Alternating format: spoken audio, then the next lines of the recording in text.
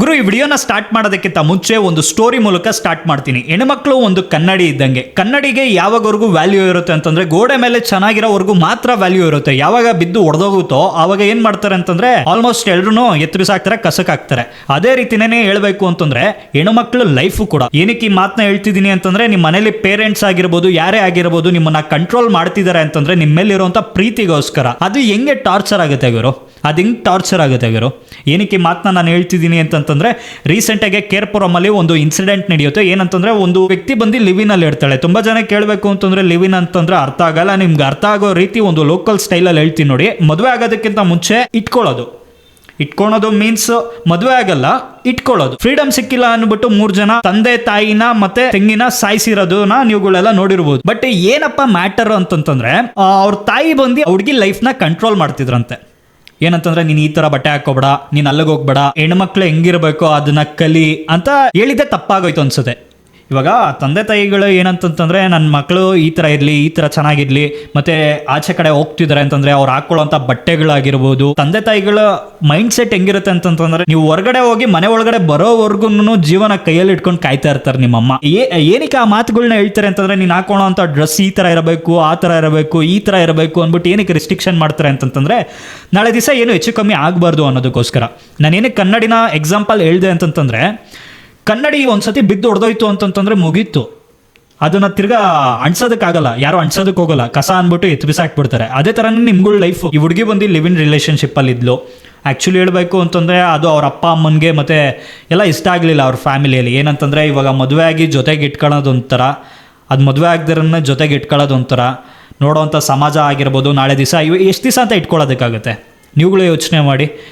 ಇವಾಗ ಮದುವೆ ಆಗಿಬಿಟ್ಟು ಲೈಫ್ನ ಕಟ್ಕೊಳ್ಳೋದು ಹೆಂಗಿರುತ್ತೆ, ಇಟ್ಕೊಳ್ಳೋದು ಹೆಂಗಿರುತ್ತೆ. ಎಷ್ಟು ಅಮ್ಮಮ್ಮ ಅಂತಂದರೆ ಒಂದು 30-40 ವರ್ಷದವರೆಗೂ ಆ ಥರ ಆಟಗಳು ಆಡ್ಕೋಬೋದು. ಆಮೇಲೆ 40 ವರ್ಷ ಆದಮೇಲೆ ಏನು ಮಾಡ್ತಾರೆ? ಆಫ್ಟರ್ ಪ್ರೆಗ್ನೆನ್ಸಿ ಆ ಥರ ಏನಾದರೂ ಕ್ಯಾರಿ ಆಯಿತು ಅಂತಂದರೆ ಮುಗೀತು. ಲಿವ್ ಇನ್ ರಿಲೇಷನ್ಶಿಪ್ಪಲ್ಲಿ ಇದ್ರಿ ಅಂತಂತಂದರೆ ಮ್ಯಾರೇಜ್ ಆಗಿಲ್ಲ ಅಂತಂದರೆ ಅವ್ನು ಕೈ ಕೊಟ್ಟು ಹೋದ ಅಂತಂದರೆ ಮುಗೀತು. ಅದೊಂದು ಪೇರೆಂಟ್ಸ್ಗೆ ಭಯ ಇದ್ದೇ ಇರುತ್ತೆ. ಮ್ಯಾಟರ್ ಏನಪ್ಪ ಅಂತಂತಂದರೆ ಈ ಹುಡುಗಿ ಹೇಳಬೇಕು ಅಂತಂದರೆ ಚಿಕ್ಕ ವಯಸ್ಸಿಂದನೂ ಅವ್ರ ತಂದೆ ತಾಯಿ ಬಂದು ರಿಸ್ಟ್ರಿಕ್ಷನಲ್ಲಿ ಬೆಳೆಸಿರೋದು. ಆ ಥರ ಇರಬಾರ್ದು, ಈ ಥರ ಇರಬಾರ್ದು, ಮತ್ತು ಈ ಥರ ಬಟ್ಟೆಗಳು ಹಾಕೋಬೇಕು. ತಂದೆ ತಾಯಿಗಳು ಏನಂತಂತಂದರೆ ಹೆಣ್ಮಕ್ಳ ಮೇಲೆ ಇರೋವಂಥ ಪ್ರೀತಿಗೋಸ್ಕರ 4 ಕಡೆ ತಿರುಗಾಡಬೇಕಾದ್ರೆ ಯಾರಾದ್ರೂ ಕೆಟ್ಟದಾಗ ಮಾತಾಡಬಾರ್ದು, ಕೆಟ್ಟದಾಗಿ ಯೋಚನೆ ಮಾಡಬಾರ್ದು ಅನ್ನೋ ಒಂದೇ ಒಂದು ರೀಸನ್ಗೆ ಯೋಚನೆ ಮಾಡಿ ಹೇಳ್ತಾರೆ. ಬಟ್ ಅದು ಮಗಳು ಏನಂತ ಅನ್ಕೊಂಡಿರ್ತಾಳೆ ಅಂತಂತಂದ್ರೆ ನಮ್ಮ ಅಪ್ಪ ಅಮ್ಮ ನನ್ನನ್ನು ಹೇಳಬೇಕು ಅಂತಂದರೆ ಸ್ಟ್ರಿಕ್ಟಾಗಿ ನನ್ನನ್ನು ಕಂಟ್ರೋಲ್ ಮಾಡ್ತಿದ್ದಾರೆ, ನನಗೆ ಫ್ರೀಡಮೇ ಇಲ್ಲ. ನನಗೆ ಹೇಳಬೇಕು ಅಂತಂದರೆ ಒಂದು ಪಕ್ಷಿನ ಗೂಡಲ್ಲಿ ಹಾಕ್ಬಿಟ್ಟು ಕೂಡ ಹಾಕಿರೋ ಥರ ಅನಿಸ್ತಿದೆ ಅಂತ ಅಂದ್ಬಿಟ್ಟು ಏನು ಮಾಡ್ತಾಳೆ ಅಂತಂತಂದ್ರೆ B.Tech ಕಂಪ್ಲೀಟ್ ಮಾಡ್ಕೊಂಡು ಕಡೆ ಕೆಲಸಕ್ಕೆ ಅಂದ್ಬಿಟ್ಟು ಹೈದರಾಬಾದ್ಗೆ ಎಲ್ಗೋ ಹೋಗ್ತಿದ್ದೀನಿ ಅಂದ್ಬಿಟ್ಟು ಹೋಗ್ತಾಳೆ. ಬಟ್ ಅವಳು ಹೈದರಾಬಾದ್ಗೆ ಎಲ್ಗೂ ಹೋಗಿರಲ್ಲ, ಲಿವ್ ಇನ್ ರಿಲೇಷನ್ಶಿಪ್ ಅಲ್ಲಿ ಇರ್ತಾಳೆ ಒಂದು ಕಿನ್ನತ್ ಅನ್ನೋ ಒಂದು ಹುಡುಗನ ಜೊತೆ. ಹುಡುಗಿ ಹೆಸರು ಶ್ವೇತಾ ಅಂದ್ಬಿಟ್ಟು ಕಿನ್ನತ್ ಅನ್ನೋ ಒಂದು ಹುಡುಗನ ಜೊತೆ ಲಿವ್ ಇನ್ ರಿಲೇಷನ್ಶಿಪ್ ಅಲ್ಲಿ ಇರ್ತಾಳೆ. ಅದು ಬಂದು ಅವ್ರ ತಂದೆ ತಾಯಿಗಳಿಗೆಲ್ಲ ಇಷ್ಟ ಆಗಲ್ಲ. ಲಿವ್ ಇನ್ ರಿಲೇಷನ್ಶಿಪ್ ಅಲ್ಲಿ ಇರಬೇಕು ಅಂತಂತಂದ್ರೆ ದುಡ್ಡು ಬೇಕಲ್ವಾ, ಆಚೆ ಕಡೆ ಬದುಕೋದಕ್ಕಾಗ್ಲಿ ಒಂಥರ ರಿಚ್ ಲೈಫ್ ನ ಲೀಡ್ ಮಾಡೋದಕ್ಕೂ ಕೂಡ ದುಡ್ಡು ಬೇಕಲ್ವಾ. ಅದಕ್ಕೆ ಏನ್ ಮಾಡಿದಾಳೆ ಅಂತಂತಂದ್ರೆ ಬ್ಯಾಂಕಲ್ಲಿ ಎಲ್ಲೋ ಸಾಲ ಮಾಡ್ಕೊಂಡಿದ್ದಾಳೆ. ಎಷ್ಟು ಅಂತಂದ್ರೆ 32 ಲಕ್ಷದವರೆಗೂ ಬ್ಯಾಂಕಲ್ಲಿ ಎಲ್ಲೋ ಸಾಲ ಮಾಡ್ಕೊಂಡಿದ್ದಾಳೆ. ತಾಯಿಗಳು ಇರ್ತಾರಲ್ಲ, ಅಪಾರ್ಟ್ಮೆಂಟ್ ನ ಮಾರ್ಬಿಟ್ಟು ಕೊಡಿ, ಏನಕ್ಕೆ ಅಂತಂತಂದ್ರೆ ನಾನು ಸಾಲ ಮಾಡ್ಕೊಂಡಿದ್ದೀನಿ, ಸಾಲನ ತೀರಿಸ್ಬೇಕು ಅಂದ್ಬಿಟ್ಟು ಪೀಡಿಸ್ತಾ ಇರ್ತಾಳಂತೆ. ಸಾಲ ಮಾಡ್ಕೊಂಡಿರ್ತಾರೆ, ಸಾಲದವ್ರು ಏನು ಮಾಡ್ತಾರೆ, ಬಾಕಲ್ ತಡ್ತಾ ಇರ್ತಾರೆ. ಅದಕ್ಕೋಸ್ಕರನೇ ನಾನು ಸಾಲ ಮಾಡ್ಕೊಂಡಿದ್ದೀನಿ 32 ಲಕ್ಷ, ನನಗೆ ಸಾಲ ತೀರಿಸೋದಕ್ಕೆ ದುಡ್ಡು ಬೇಕು, ನಿಮ್ಮ ಮನೆನ ಮಾರ್ಬಿಟ್ಟು ನನಗೆ ಕೊಡಿ ಅಂತ ಹೇಳ್ತಾರೆ. ಇವಾಗ ಏನಂತಂದ್ರೆ ಕಷ್ಟ ಬಿದ್ದು ಹೆಣ್ಮಕ್ಳನ್ನ ಸಾಕಿರ್ತಾರೆ. ಹೆಣ್ಮಕ್ಳನ್ನ ಸಾಕುವಂತ ವ್ಯಕ್ತಿಗಳಿಗೆ ಗೊತ್ತಿರುತ್ತೆ ಪಾಪ ಎಷ್ಟು ಕಷ್ಟ ಬಿದ್ದು ಸಾಕಿರ್ತಾರೆ ಅನ್ಬಿಟ್ಟು, ಎಷ್ಟು ಜೋಪಾನವಾಗಿ ಸಾಕಿರ್ತಾರೆ ಅಂತಂದ್ರೆ ಚಿನ್ನನ ಮನೇಲಿ ಇಟ್ಬಿಟ್ಟು ಹೆಂಗ್ ನೋಡ್ಕೋತಾರೋ ಅದೇ ರೀತಿನೇ ಮಕ್ಕಳನ್ನ ನೋಡ್ಕೋತಾರೆ. ಅಷ್ಟೇ ಜೋಪಾನವಾಗಿ ನೋಡ್ಕೋತಾರೆ. ಏನೇ ಮಾಡಿದ್ರು ಒಳ್ಳೆ ಹೆಸರು ತಗೋಬರ್ಲಿ. ಬಟ್ ಈ ಹುಡುಗಿ ಬಂದು ಯಾರ ಜೊತೆನೋ ಲಿವ್ ಇನ್ ರಿಲೇಷನ್ಶಿಪ್ ಅಲ್ಲಿ ಇದ್ದಿ ಸಡನ್ ಆಗಿ ಬಂದು ನನಗೆ ನಿಮ್ಮ ಪ್ರಾಪರ್ಟಿನ ಸೇಲ್ ಮಾಡ್ಬಿಟ್ಟು ಕೊಟ್ಬಿಡು, ಏನಕ್ಕೆ ಅಂತಂದ್ರೆ ನಾನು ಸಾಲ ಮಾಡ್ಕೊಂಡಿದ್ದೀನಿ ಅಂತ ಕೇಳ್ದ ಅಂತಂದ್ರೆ ತಂದೆ ತಾಯಿಗಳಿಗೆ ಎಷ್ಟು ಕೋಪ ಬರಲ್ಲ. ತಿಂದಿಲ್ಲ ಉಂಡಿಲ್ಲ ಹೇಳಬೇಕು ಅಂತಂದ್ರೆ ಕಷ್ಟ ಬಿದ್ದು ಓದಿಸಿದೀನಿ, ಒಂದ್ ಕಡೆ ಎಲ್ಲೋ ಒಂದ್ ಕಡೆ ಮದುವೆ ಆಗಿ ಲೈಫ್ ಅಲ್ಲಿ ಸೆಟ್ಲ್ ಆಗೋದು ಬಿಟ್ಟು ಯಾರ ಜೊತೆನೋ ಲಿವಿನ್ ಅಲ್ಲಿ ಇಟ್ಕೊಂಡು, ಅದು ಮದುವೆ ಆಗ್ಬಿಟ್ಟು ಜೊತೆಲಿ ಇಟ್ಕೊಂಡಿದ್ರೆ ಅದೊಂಥರ ಹೋಗ್ಲಿ ಬಿಡು, ಮದುವೆ ಆಗಿದ್ದಾಳಲ್ಲ ಜೊತೆಗಿದ್ರೆ ಅದೊಂಥರ ಅನ್ಬಿಟ್ಟು ಏನೋ ಅನ್ಬೋದು. ಅದನ್ನ ಬಿಟ್ಬಿಟ್ಟು ಲಿವಿನಲ್ಲಿ ಇಟ್ಕೊಂಡು ಸಾಲಾಗಿಲ್ಲ ಮಾಡ್ಕೊಂಡು ಆ ಹುಡುಗ ಬಂದು ಏನಂತಂದ್ರೆ ಏನು ಕೆಲಸಕ್ಕೇನೋ ಹೋಗ್ದ್ರ ಮನೇಲೆ ಬಿದ್ದಿಂದಂತೆ. ಅದರಿಂದ ಏನಾಗಿದೆ ಅಂತಂದ್ರೆ ಒಂದ್ ಸ್ವಲ್ಪ ಸಾಲಗಳು ಜಾಸ್ತಿ ಆಗ್ಬಿಟ್ಟಿದೆ. ಅದರಿಂದ ಅವ್ರ ಅಮ್ಮಂಗೆ ಇದ್ರ ಬಗ್ಗೆ ಮಾತಾಡದ ಬಾ ಅನ್ಬಿಟ್ಟು ಸೈಲೆಂಟ್ ಆಗಿ ಫೋನ್ ಮಾಡ್ಬಿಟ್ಟು ಕರೆಸ್ಕೊಂಡಿದ್ದಾಳೆ. ಹಿಂಗೆ ಮಾತಾಡ್ಬೇಕಾದ್ರೆ ಏನೋ ಮಾತು ಬೆಳೆದಿ ನೀನ್ ಈ ತರ ಹಿಂಗೆ ಅಮ್ಮಂದಿರ್ ಗೊತ್ತಲ್ವಾ, ನಿನ್ನ ಹಂಗ್ ಸಾಕಿದೀನಿ ಈ ತರ ಮಾಡ್ಬಿಟ್ಟೆ ಹಂಗೆ ಹಿಂಗೆ ಅಂತ ಮಾತಾಡುವಾಗ ಏನ್ ಮಾಡಿದ್ದಾಳೆ ಅಂತಂದ್ರೆ ಕೋಪದಲ್ಲಿ ಏನ್ ತಗೊಂಡೋ ಸಾಯಿಸ್ಬಿಟ್ಟಿದ್ದಾಳೆ. ಅದಾದ್ಮೇಲೆ ಅವ್ರಪ್ಪ ಫೋನ್ ಮೇಲೆ ಅವ್ರ ಹೆಂಡತಿ ಕಾಲ್ನ ಪಿಕ್ ಮಾಡ್ದಿರೋದನ್ನ ನೋಡಿ ಅವನಿಗೂ ತುಂಬಾನೇ ಗಾಬರಿ ಆಗಿದೆ. ಏನಾಗಿದೆ ಎತ್ತ ಆಗಿದೆ ಅನ್ಬಿಟ್ಟು ನೋಡೋದ ಅನ್ಬಿಟ್ಟು ಮನೆಗೆ ಹೋಗ್ಬಿಟ್ಟು ಬರ್ತೀನಿ ಅಂತ ಹೇಳಿದಾರಲ್ಲ, ಅದಕ್ಕೋಸ್ಕರ ಏನಾಗಿದೆ ಏನು ಎತ್ತ ಅನ್ಬಿಟ್ಟು ನೋಡ್ಕೊಬರೋದ ಅನ್ಬಿಟ್ಟು ಹೋಗಿದ್ದಾರೆ ಮಗಳ ಮನೆಗೆ. ಕ್ರಿಮಿನಲ್ಗಳು ಏನ್ ಮಾಡಿದ್ದಾರೆ ಅಂತಂತಂದ್ರೆ, ಇವಾಗ ಸಾಯಿಸಾದ್ಮೇಲೆ ರಕ್ತದ ಕಳೆಗಳು ಎಲ್ಲ ಬಿದ್ದಿರುತ್ತಲ್ಲ, ಬಿಸಿನೀರಿಂದ ಒರೆಸೋದಾಗಿರ್ಬೋದು, ಮತ್ತೆ ಯಾವುದೇ ರೀತಿ ಪ್ರೂಫ್ಸ್ನ ಸಿಗ್ದಾರ ಖಾರದ ಪುಡಿ ಅದು ಇದು ಅಂತ ಎಲ್ಲ ಎತ್ಸಿದಾರಂತೆ. ಯಾವುದೇ ಕಾರಣಕ್ಕೂ ಸಾಯಿಸಿರೋದು ಗೊತ್ತಾಗಬಾರ್ದು ಅಂದ್ಬಿಟ್ಟು. ಅವ್ರ ಮನೆಗೆ ಹೋಗ್ತಿದ್ದಂಗೆ ಅವ್ರ ತಂಗಿ ಏನು ಮಾಡಿದಾಳೆ ಅಂತಂದ್ರೆ, ಮನೆ ಒಳಗಡೆ ಡೈರೆಕ್ಟಾಗಿ ಹೋಗಿದ್ದಾಳೆ. ಅವಾಗ ಅವ್ರ ಅಮ್ಮನ ಈ ಥರ ಮಾಡಿರೋದನ್ನ ಕಣ್ಣಾರೆ ನೋಡ್ಬಿಟ್ಟಿದ್ದಾಳೆ.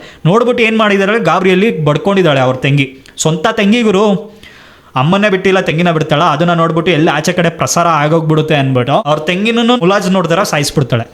ಅದಾದ್ಮೇಲೆ ಅವ್ರಪ್ಪ ಏನಂತಂದ್ರೆ ಆ ತಂಗಿ ಕೆರ್ಚ್ಕೋತಿರೋದನ್ನ ನೋಡಿ ಏನಾಯ್ತು ಅಂದ್ಬಿಟ್ಟು ಒಳಗಡೆ ಹೋದಾಗ ಅವ್ರ ಅಪ್ಪನೂ ಬಿಡ್ಲಿಲ್ಲ, ಸೇರ್ಕೊಂಡು ಮುಗಿಸ್ಬಿಟ್ಟಿದ್ದಾರೆ. ಏನ್ ಮಾಡ್ತಾರೆ ಅಂತಂತಂದ್ರೆ ಸ್ವಲ್ಪ ಭೀಕರವಾಗಿ ಚುಚಿ ಎಲ್ಲ ಇದು ಮಾಡಿದ್ದಾರೆ. ಬಟ್ ಏನಂತಂದ್ರೆ ಆಚೆ ಕಡೆ ಹೆಂಗೋ ತಪ್ಪಿಸ್ಕೊಂಡು ಹೋಗಿ ಎಲ್ರಿಗೂ ಹೇಳ್ಬಿಟ್ಟಿದ್ದಾರೆ, ಈ ಥರ ನನ್ನ ಮಗಳು ಈ ಥರ ಮಾಡಿದ್ಲು, ಈ ಥರ ಕರೆದ್ಬಿಟ್ಟು ಈ ಥರ ಮಾಡಿದ್ರು ಅಂತ ಹೇಳ್ಕೊಂಡ್ಬಿಟ್ಟು ಹಂಗೆ ಸತ್ಬಿಟ್ಬಿಟ್ಟು ಮೇಲ್ಗಡೆ ನೋಡೋ ಅಷ್ಟರಲ್ಲಿ ಏನಂತಂದ್ರೆ ಪಕ್ಕದ ಬಿಲ್ಡಿಂಗ್ ಇಂದ ನೀವುಗಳು ನೋಡ್ಬೋದು.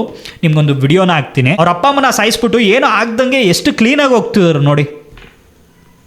ಜನ್ಮ ಕೊಟ್ಟಿರೋಂಥ ಅಪ್ಪ ಅಮ್ಮನ ಸಾಯಿಸ್ಬಿಟ್ಟು, ಅದು ತಂಗಿ ಜೊತೆಯಲ್ಲೇ ಬೆಳೆದಿರೋಂಥ ತೆಂಗಿನನ್ನು ಸಾಯಿಸ್ಬಿಟ್ಟು ಎಷ್ಟು ಏನೋ ಆಗ್ದಲ್ದಂಗೆ ಕೂಲಾಗಿ ಹೋಗ್ತಿರೋದು ನೋಡಿ. ಅದಾದ್ಮೇಲೆ ಏನಂತಂದ್ರೆ ಈ ಥರ ಸಾಯಿಸಾದ್ಮೇಲೆ ಎಲ್ಲ ಕಡೆನೋ ಪ್ರಸಾರ ಆಗುತ್ತೆ, ಎಲ್ಲಿ ತಗ್ಲಾಕೋಗ್ಬಿಡ್ತಿರೋ ಅಂದ್ಬಿಟ್ಟು ರಿಲೇಷನ್ಶಿಪ್ ಅಲ್ಲಿರುವಂಥ ಹುಡುಗ ಮತ್ತೆ ಈ ಹುಡುಗಿ ಏನು ಮಾಡಿದ್ದಾರೆ ಅಂತಂತಂದ್ರೆ ದೂರ ಅಲ್ಲಿ ಇಲ್ಲಿ ಎಸ್ಕೇಪ್ ಆಗಿಬಿಟ್ಟಿದ್ದಾರೆ.